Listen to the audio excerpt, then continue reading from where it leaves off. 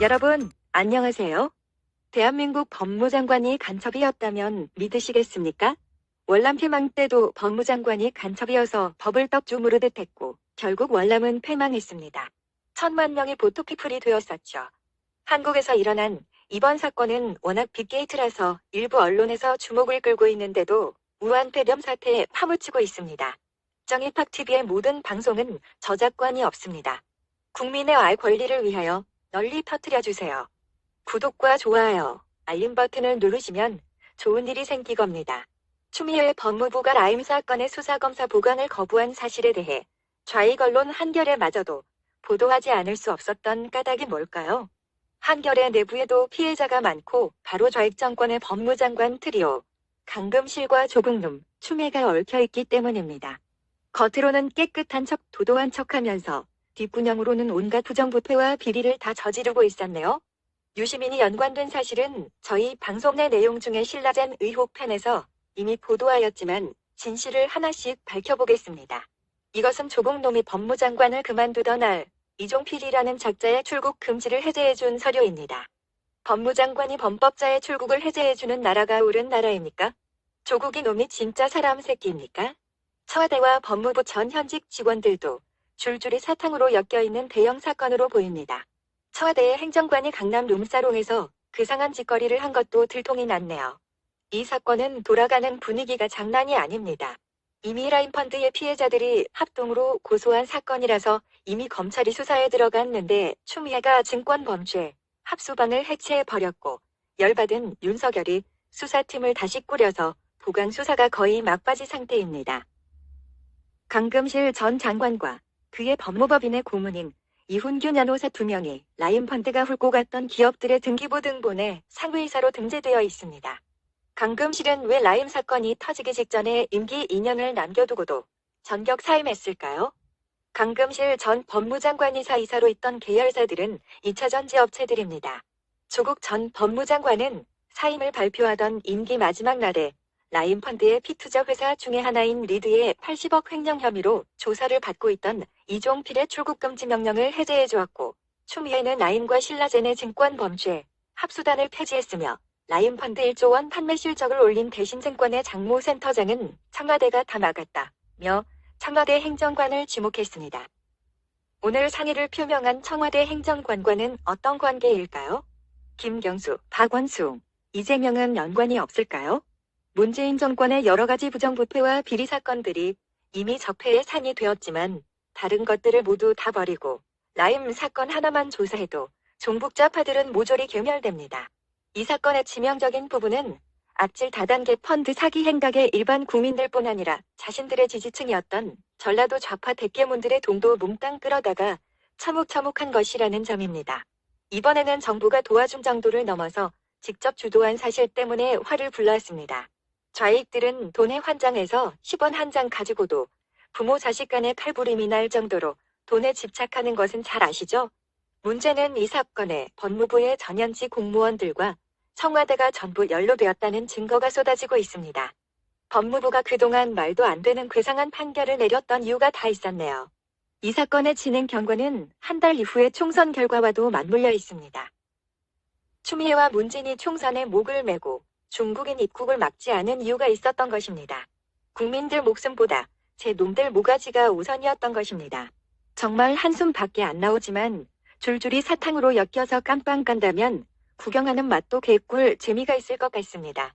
노무현 정권 때 검찰개혁한답시고 검사와의 대화 어쩌고 개찌를 떨던 강금실 전 법무장관은 2004년 장관에 임명되자마자 외국인 입국 지문 날인 제도를 폐지했던 장본인입니다.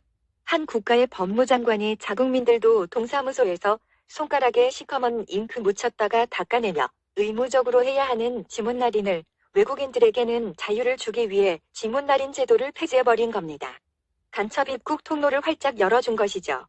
그 덕에 지금 대한민국 땅의 중국 공산당 개조선족들과 한족 유학생들이 100만 명을 넘었습니다. 외국 계동포 방문 취업 제도가 2007년 실시된 이유는 전라도 인구 밀도 높이기, 전국의 좌익 숫자 늘리기, 대한민국 공산화를 위한 정책이었습니다. 자유 대한민국이 70년 피땀 흘려 이룩한 기술들을 모조리 중국에 뺏기고 해조선의 뚜껑이 열리기 시작했습니다. 중국인 무비자 입국은 2002년 김대중 정권 때부터도 이미 허용되고 있었습니다. 모두 간첩들 아니겠습니까? 그 이후에 중국인들이 밀항선을 타고 국내에 대거 잠입해서 우리나라에는 조선족 청부살인부터 인신매매가 극성이었고, 더 쇼킹한 것은 표적 장기 밀매가 성행했던 때였습니다. 표적 장기 밀매란 원하는 혈액형과 신체의 상태를 미리 파악해서 몇 달 동안 표적이 된 사람을 미행하고 납치해서 팔아먹는 것을 말합니다. 신혼부부가 중국 여행을 가서 택시를 탔는데 택시가 차가 이상하니 남편 보고 내려서 밀어달라 하고는 신부만 태운 채 달아난 사건도 있었습니다. 신부는 중국 땅에 어디에선가 죽임을 당하고 장기 분해되었겠죠? 주로 피해는 여성들이 많았는데 장기 밀매를 위해서 한국인 여성들을 납치한 범인들은 대부분 미입국한 조선족들이어서 경찰이 붙잡지도 못했습니다. 좌빨 정권에서 외국인 지문날인을 폐지시키고 간첩을 등록조차 안 해서 자국민들이 피해를 보게 만든 것입니다. 당시에 유언비어라는 이 뜬 소문이니 했는데 나중에 검찰이 수사를 했더니 모두 사실로 드러났습니다. 당시에 외국인 관련 범죄부터 인신매매와 성폭행 뒤의 살인사건 등의 괴상한 사고가 너무 많았기에 이명박이 외국인 지문날인 제도를 다시 실시했고 그 이후부터 이런 사건들이 대거 축소되었습니다.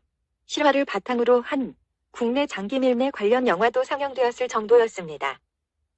2012년부터 이미 조선족들과 중국 댓글부대의 SNS 여론 조작 선동이 시작되었는데 8년이 지난 지금에야 그 사실이 밝혀졌지만 정말 소름 돋는 일 아닙니까?